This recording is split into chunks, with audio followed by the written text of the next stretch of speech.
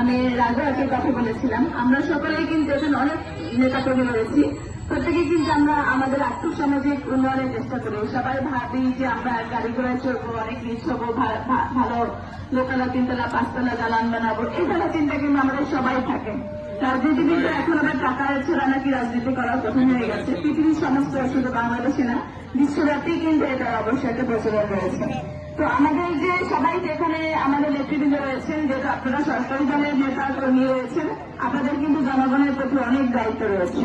জনগণের সাথে দায়িত্ব রয়েছে। আমরা জনগণের প্রতি যেই যে চাঁদাবাজি রয়েছে কিংবা অন্য যে কোনো বিষয় রয়েছে, সেগুলো থেকে আমরা যেন নিজেদেরকে পরিত্রাণে রাখি। আমরা ব্যবসা বাণিজ্য করবো, কারণ সরকার আমরা ব্যবসা বাণিজ্য করতে চাইলে তো আমাদের কাছ থেকে চাঁদা দাবি করতে আসবে না। তো আমরা যেন একদম সুন্দরভাবে কিন্তু আমরা ব্যবসা প্রতিষ্ঠান গড়ে তুলতে পারবো। কোন একটা ইনস্টিটিউশন দিব, একটা স্কুল পরিচালনা করবো, ভালো স্কুলে লেখাপড়া কিভাবে করা যায়, দেশের আর্থসামাজিক উন্নয়ন কিভাবে করা যায়, রাস্তাঘাট কিভাবে বানানো যায়, এবং নিষ্কাশনের বাথরুমের ব্যবস্থা সুব্যবস্থা কিভাবে করা যায়, পরিষ্কার পরিচ্ছন্নতা কিভাবে থাকা যায়, সেভাবে আমরা কাজ করবো। কিন্তু ন্যায়ের সঙ্গে সরকারি যে বরাদ্দগুলো থাকবে, সেগুলো যেন সেগুলো থেকে আমরা কমিশন করার চেষ্টা করবো। অনেকে আমরা যেন সেটা চিন্তা না করে জনগণের জন্য বরাদ্দকৃত অর্থ জনগণের জন্যই আমরা খরচ করি, সেই ইনসাফই আমরা প্রতিষ্ঠিত করব।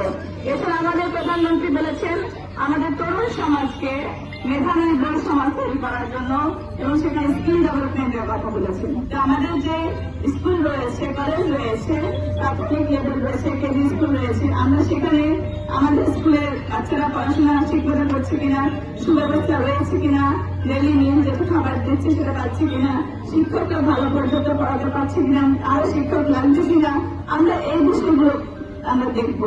এটা কিন্তু একজন রাজনীতিবিদের প্রকৃত দায়িত্ব। আমরা কিন্তু নিজের দায়িত্বগুলো সম্পর্কে আমরা সচেতন থাকবো, এবং আমাদের তরুণ সমাজকে যেন মাদক মুক্ত থাকে, কিভাবে খেলাধুলা করা যায়, মানসিক বিকাশ, শারীরিক বিকাশ কিভাবে করা যায়, আমরা সেই চেষ্টাগুলো অব্যাহত রাখবো।